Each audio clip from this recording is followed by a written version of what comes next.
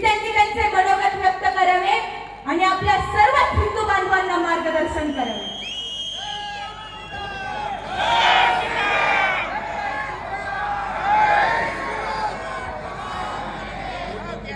सियावर रामचंद्र भगवान की, छत्रपती श्री शिवाजी महाराज की, धर्मवीर श्री संभाजी महाराज की, डॉक्टर बाबासाहेब आंबेडकरांचा, लोकशाहीर अण्णाभाऊ साठेंचा, भारत माता की, भारत माता की जय श्री राम, जय जय श्री राम।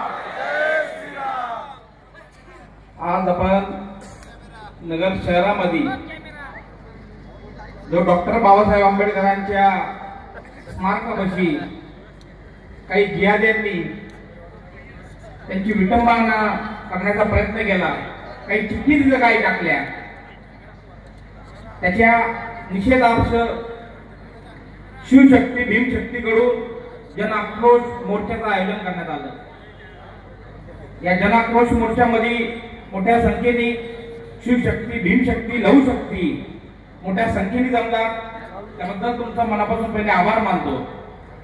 आपण सर्व सकाळपासून इथं जमलात, भरपूर ऊनही झालाय, तरी सुद्धा शिवशक्ती भीमशक्ती आणि लहूशक्ती एवढ्या उन्हातही त्या निषेध मोर्चाला सर्व बसलात, त्याबद्दल तुमचा आभार मानतो। आज जी नगरमध्ये जे काही घटना घडत जोरात आता चालू झाल्या, याचं मूळ कारण एक आहे का नगरचा हिंदू आता जागृत झाला। नगरचा हिंदू जागृत झाल्यामुळं आता जिहाद्यांच्या बुडाला आग सुरू झाली। आता काय काय करावं त्यांना आता सुचना। मागे एक मोर्चा झालाय, त्याच्यामध्ये काही छत्रपती संभाजीनगरचा एक बायकोची पॅन्ट घालणारा, सलवार घालणारा,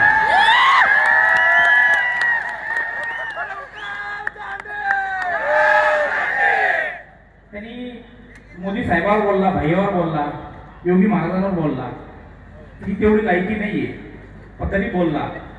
पण त्याचीच नाही तर त्याचा बाप जो ओबीसी त्याची सुद्धा त्यांच्यावर बोलायची लायकी नाही, तरी सुद्धा बोलला। पण आता त्यांना प्रत्युत्तर 100% भेटणार।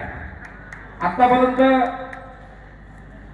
फक्त सकल हिंदू समाज पुढे होता, आता त्याच्या जोडीला शिवशक्ती भीमशक्ती लहूशक्ती ही सर्व एकत्र आली आहे।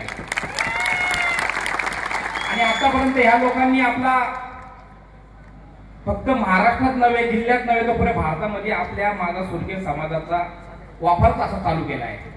ज्या ठिकाणी त्या लोकांची लोकसंख्या कमी आहे आणि ज्या ठिकाणी मागासवर्गीय समाजाची संख्या जास्त आहे, त्या ठिकाणी ते आपल्याच लोकांवर आपले लोक कसे सोडायचे हेच काम आतापर्यंत त्यांनी केलेले आहे।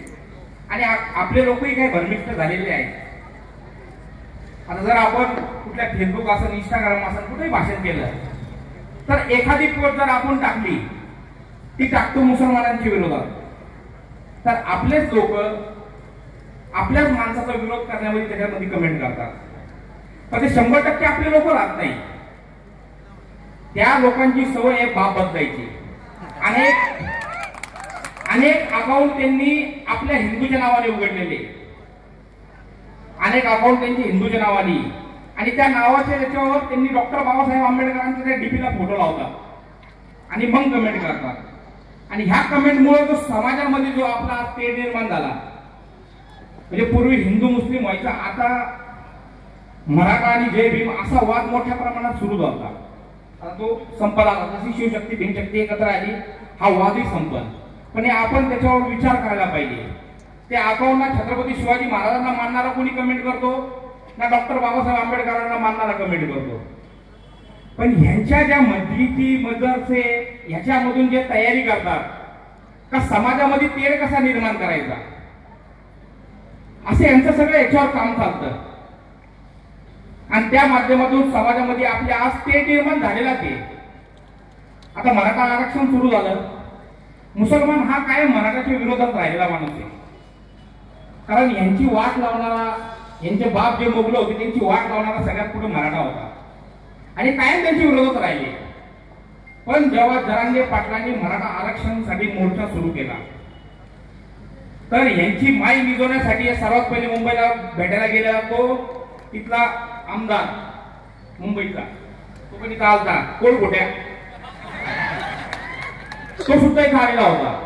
आणि सर्वात पहिले आम्ही यांना पाठिंबा दिला असं दाखवलं. आज काही म्हणजे ह्या लोकांचं टार्गेट कसं हिंदू मध्ये कसं दोष प्रमाण करायचा, कसं कुणाच्या बाजूला उभं राहायचं. तर काही आपल्यातले हिंदू जोरात कमेंटही करायला लागले का इतर संघटना आले नाही, इतर समाज आला नाही, मुसलमान आम्हाला आले, आम्हाला साथ दिली, असे काही कमेंट होत होते. तर जे कमेंट करणारे लोक होते तिथं राष्ट्रीय स्वयंसेवक संघ असेल, बजरंग दल असेल, अनेक संघटना तिथं काम करत होते, पण त्या गोष्टीचा ते ऍडव्हर्टाईज करत नव्हते. पण आज समाजामध्ये असंच काहीतरी निर्माण केलं का आम्हाला कोणी मदत केली नाही. नंतर नंतर सगळं उघड झालं का मोठ्या प्रमाणात तिथं हिंदू संघटनांनी कामही केले. अन्न वाटपासन, पाणी वाटपासन, चादरी वाटपासन भरपूरचं कार्य तिथे सर्व हिंदू समाजाने केलं. म्हणजे त्यांचा जो करायचा प्रयत्न होता तो पूर्णपणे दाबला गेला. पण आज आपल्याला एकत्र येऊन फक्त मोर्चा करून विसरून जायचं नाहीये. आतापर्यंत नगरमध्ये भरपूर मोर्चे झाले, पण त्या मोर्चामधून साध्य काय होते?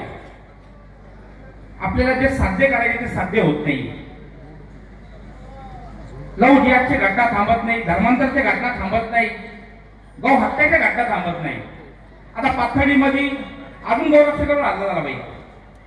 म्हणजे असे हल्ले आपल्या जिल्ह्यामध्ये, महाराष्ट्रामध्ये सगळीकडे असे हल्ले चालू आहे.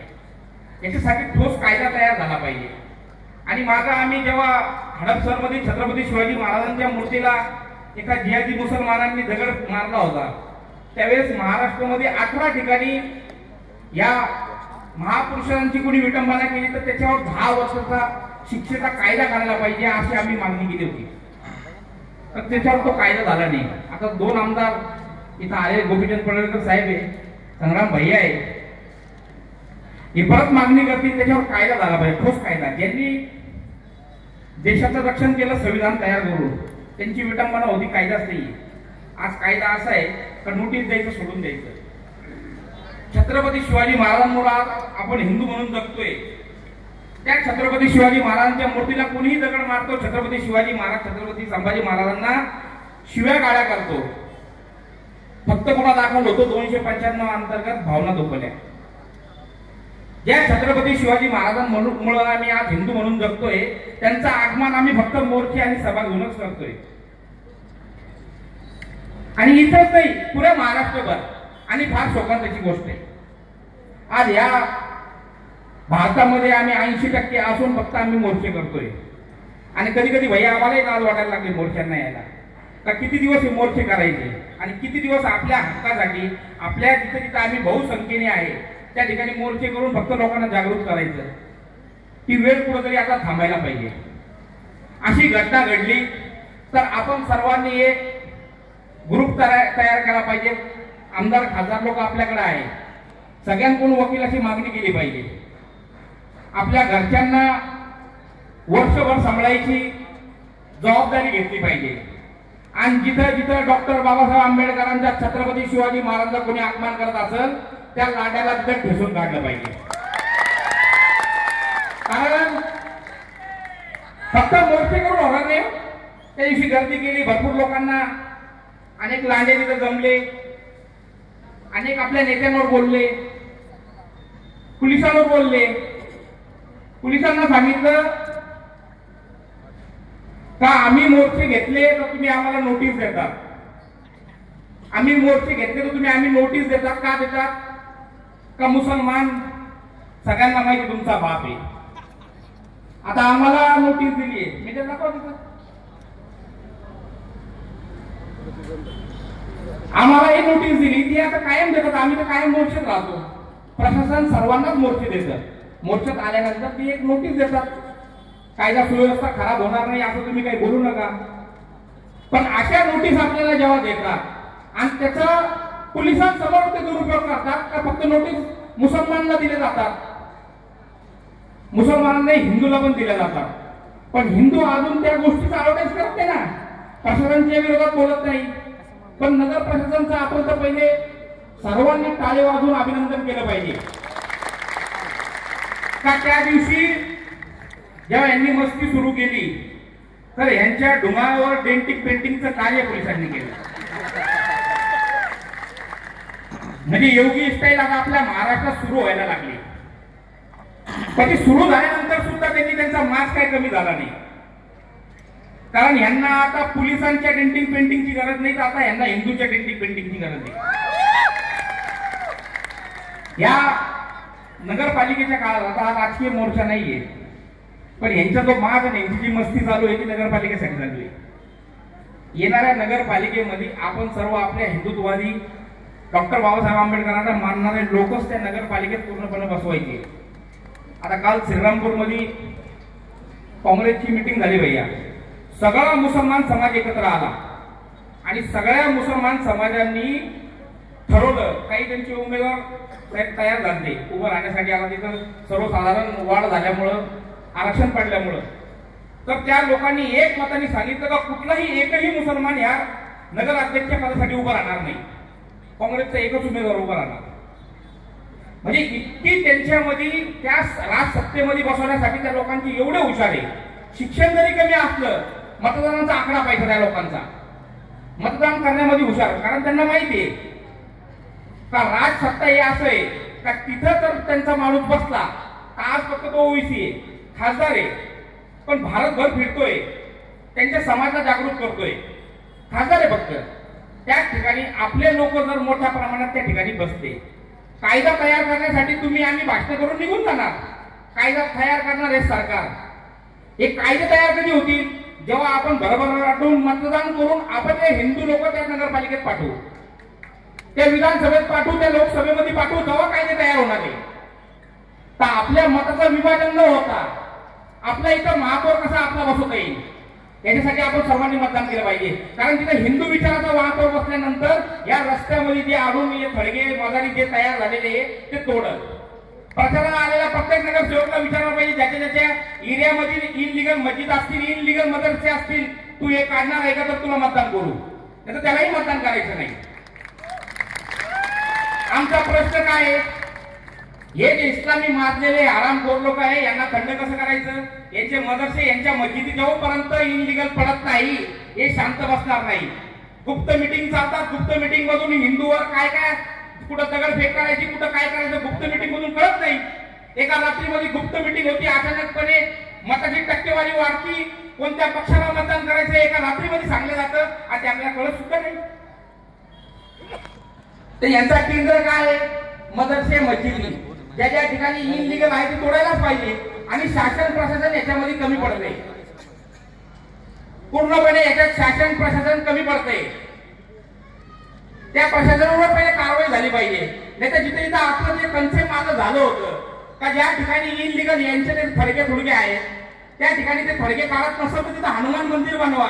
फक्त आपण तो त्यावेळेस माझं घोषणा झाली, अजूनही कुणी केलं नाही. आता आपण तो मोर्चा आणला त्या रस्त्यामधून मालीवाड्यामधून, तिथे एक असं झोपून ठेवलं कोणतरी, आणि तो रस्त्याच्या मधोमध्ये एवढा छोटा रस्ता आणि त्या रस्त्याच्या मधोमध्ये एक कोणतरी जियाची झोपून ठेवलाय.